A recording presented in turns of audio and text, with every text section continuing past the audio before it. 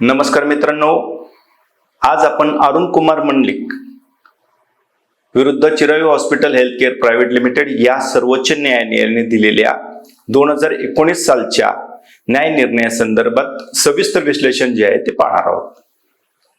खटल्याची सविस्तर कथा अशी आहे पहा.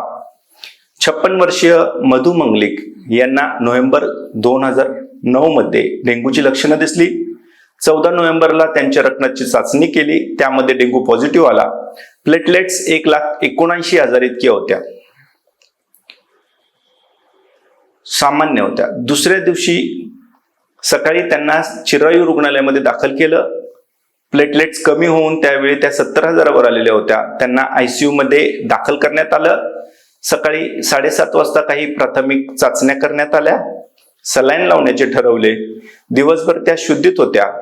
त्यांना पोटात दुखणे आणि अस्वस्थता असा त्रास होता.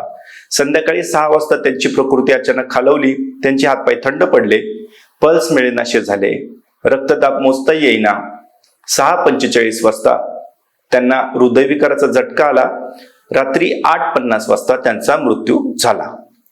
त्यांच्या पतीने जिल्हा आणि राज्य आयोगाकडे तक्रार केली. राज्य आयोगाने 6 लाख रुपयांचं नुकसान भरपाई दिली. राष्ट्रीय आयोगाने ती रद्द केली. अखेर हे प्रकरण सुप्रीम कोर्टामध्ये पोहोचलं. आरोपांचा तपशील असा आहे की तपासणीमध्ये खंड होता. सकाळी 7:30 नंतर ते संध्याकाळी 7 वाजेपर्यंत सुमारे 12 तास रुग्णाची कोणतीही तपासणी त्या ठिकाणी करण्यात आलेली नव्हती. डेंग्यूमध्ये रक्ताची घनता ही काही तासांनी तपासणं प्रोटोकॉलमध्ये आवश्यक आहे. प्रोटोकॉलचं त्या ठिकाणी उल्लंघन झालं. जागतिक आरोग्य संघटना आणि national vector borne disease control programme यांचे मार्गदर्शक तत्वांचे पालन केले गेले नाही. या नियमांनुसार डेंग्यू रुग्णाच्या काही गोष्टींवरती सतत लक्ष ठेवणं जे आहे ते आवश्यक असतं. मॉनिटरिंग फार आवश्यक असतं. यामध्ये चुकीचं प्रतिपादन जे आहे ते रुग्णालयाकडून झालं. रुग्णालयाकडून असा दावा झाला की रुग्ण हा ॲस्पिरिनवर होता आणि त्यामुळे रुग्णाला त्या ठिकाणी रक्तस्राव झालेला होता. त्यामध्ये आमचा काहीही दोष नाही. न्यायालयाने निष्कर्ष असे काढले की केवळ उपचार करणं पुरेसे नाही, उपचार हे वेळेवर होणं अधिक आवश्यक आहे. उपचार करणं आणि वेळेवर उपचार करणं यामध्ये खूप फरक आहे. मेडिकल काउन्सिलने देखील सांगितले की उपचार बरोबर आहेत, परंतु ते वेळेवर होणं आवश्यक होतं. यामध्ये त्यांच्या उपचारात कोणतीही तर्कसंगतता दिसून आलेली नाही. मेडिकल सायन्सेसमध्ये ओपिनियन्स मध्ये डिफरन्स असू शकतो, परंतु स्टँडर्ड ट्रीटमेंट प्रोटोकॉलला त्या ठिकाणी कोणताही पर्याय नाही आणि त्याचे उल्लंघन होता कामा नये. NCDRC वर देखील त्यामध्ये ताशेरे ओढण्यात आलेले होते आणि नुकसान भरपाई जी आहे ती मंजूर करण्यात आली. यामध्ये हलगर्जीपणा निष्काळजीपणा झाला हे सिद्ध झालेले होते. वैद्यकीय मंडळाने यामध्ये डॉक्टरांचा कोणताही दोष नाही असा अहवाल दिलेला होता. तर फक्त केवळ डॉक्टरांच्या मतावर विसंबून न राहता कंझ्युमर कोर्ट्स हे मेडिकल डॉक्युमेंटेशन त्यांच्या पद्धतीने पडताळत असतं आणि त्यांच्या डिस्क्रिशनरी पॉवरनुसार त्या निर्णयापर्यंत येऊ शकतात. हा लँडमार्क खटला यासाठी ठरला की आतापर्यंत आपण बोलाम स्टँडर्ड वरती बोलत आलो, परंतु बोलाम स्टँडर्ड मध्ये जे वैद्यकीय मंडळ स्थापन केले जातात त्यांनी दिलेलं ओपिनियन जर इलॉजिकल अनरिझनेबल असेल आणि दुसऱ्या डॉक्टरने देखील हेच केलं असतं ना, हे मत त्या ठिकाणी खोडून काढलेलं होतं. डॉक्टरांनी विज्ञानाच्या चौकटीत आणि वैद्यकीय मानकांनुसार उपचार करणं आवश्यक आहे. ट्रीटमेंट प्रोटोकॉल्स फॉलो करणं आवश्यक आहेत. हे या न्याय निर्णयाने यामध्ये कोर्टाने याच्यावरती बारीक असा त्या ठिकाणी विचार केल्याचा आपल्याला दिसून येतो. अशा वैद्यकीय मंडळाच्या मताला 0 मत किंमत जी आहे ती देण्यात आलेली आहे.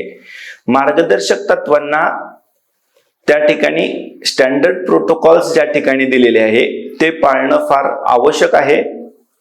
वेळोवेळी सरकार हे निर्गमित करत असतं आणि या सगळ्या मार्गदर्शक तत्वांना पाळणं हे अनिवार्य आहे. नुकसान भरपाईचं देखील सूत्र या ठिकाणी आहे की ही महिला गृहिणी होती म्हणून काय झालं, गृहिणीचं कुटुंबाचा आधार म्हणून कार्य फार मोठं आहे. आणि त्यामुळे गृहिणीची नुकसान भरपाई कशा पद्धतीने ठरवायची या संदर्भात देखील या केसमध्ये मोठ्या प्रमाणामध्ये डिस्कशन झाल्याचं आपल्याला दिसून येतं. गृहिणीचं आर्थिक मूल्य कमी लेखता येणार नाही असा निष्कर्ष त्या ठिकाणी काढण्यात आला आणि नुकसान भरपाईची रक्कम वाढवण्यात आलेली आहे. त्यामुळे डॉक्टरांनी नियमित मॉनिटरिंग करा. अनेक आजार आहेत ज्याच्यामध्ये ठराविक मॉनिटरिंग करणं हे प्रोटोकॉल प्रमाणे बंधनकारक असतं. प्रोटोकॉल प्रमाणे ते मॉनिटरिंग होणं आवश्यक आहे. ते मॉनिटरिंग प्रॉपरली झालं पाहिजे. ज्या तपासण्या आहेत, ब्लड टेस्ट आहेत, त्या वेळेवर झाल्या पाहिजे आणि पूर्ण रुग्णालयात रुग्ण दाखल असताना त्याची वेळोवेळी तपासणी झाल्याच्या नोंदी देखील त्याचप्रमाणे आपल्याला त्या ठिकाणी ठेवायच्या आहेत. डॉक्युमेंटेशन मध्ये कुठेही त्या ठिकाणी फॉल्ट राहता कामा नये. ज्यावेळी जी गोष्ट घडली ती गोष्ट त्या मेडिकल रेकॉर्ड्स मध्ये रिफ्लेक्ट झाली पाहिजे.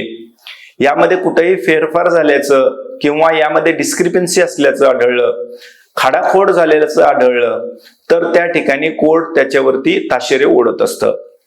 रुग्णांसाठी हा सल्ला आहे की आपला रुग्ण ज्यावेळी रुग्णालयामध्ये दाखल असतो त्यावेळी वेळोवेळी डॉक्टरांना त्याच्या परिस्थितीविषयी विचारा, केलेल्या तपासण्यांविषयी विचारा, रुग्णाला अजून काय पुढे जाऊन उपचार करायचे आहेत या संदर्भात वेळोवेळी माहिती विचारा. प्रोग्नोसिस काय आहे हे व्यवस्थित नीट समजून घ्या. आजार काय आहे हे व्यवस्थित समजून घ्या. नॅचरल कोर्स ऑफ डिसीज मध्ये काही गुंतागुंती जर होणार असतील तर त्या गुंतागुंती कोणत्या आणि त्यासाठी रुग्णालय काय प्रयत्न करत आहे, काय केअर अँड कॉशन त्या ठिकाणी घेत आहे यावर लक्ष ठेवून राहा. ज्यावेळी असं कुठं आपल्याला आढळलं तर त्या ठिकाणी ताबडतोब वैद्यकीय अधीक्षकांना याबाबत लेखी तक्रार करा आणि त्यांचं त्या ठिकाणी जे आहे ते मत घ्या की नेमकं काय सुरू आहे. वेळ प्रसंगी सेकंड ओपिनियन म्हणजे दुसऱ्या डॉक्टरांना बोलवून त्यांचं मत त्या ठिकाणी घेणे, आपला रुग्ण त्यांच्याकडून तपासून घेणे हे देखील त्या ठिकाणी अधिकार रुग्णांना चार्टर ऑफ पेशंट्स राईट्स मधून प्राप्त झालेले आहेत. या केसने जगासमोर हे आणलं की नुसतं बोलाम स्टँडर्ड्स वरती, वैद्यकीय तज्ञ मंडळाच्या मतावरती अवलंबून न राहता कंझ्युमर कोर्टाने यामध्ये इलॉजिकल अनरिझनेबल ओपिनियन बाजूला सारत डॉक्युमेंटेशन मधल्या असलेल्या त्रुटी आणि प्रत्यक्ष घडलेली घटना यांचा सारासार विचार करून अशा केसेसमध्ये नुकसान भरपाई द्यावयाची आहे की तक्रार फेटाळायची आहे हे ठरवणं आवश्यक आहे. तसेच गृहिणीचं महत्व, गृहिणी आहे म्हणून नुकसान भरपाई कमी असं कुठंही चालणार नाही. गृहिणीचं योगदान कुटुंबासाठी फार महत्वाचं असतं हे देखील या केसने त्या ठिकाणी दाखवून दिलेलं होतं. म्हणून हा ऐतिहासिक निर्णय त्या ठिकाणी वेगवेगळ्या केसेसमध्ये सायटेशन म्हणून आता वापरलेला आपल्याला दिसून येतो. व्हिडिओ आवडल्यास नक्की लाईक करा, शेअर करा, सबस्क्राईब करा. जय शिवराय, जय महाराष्ट्र.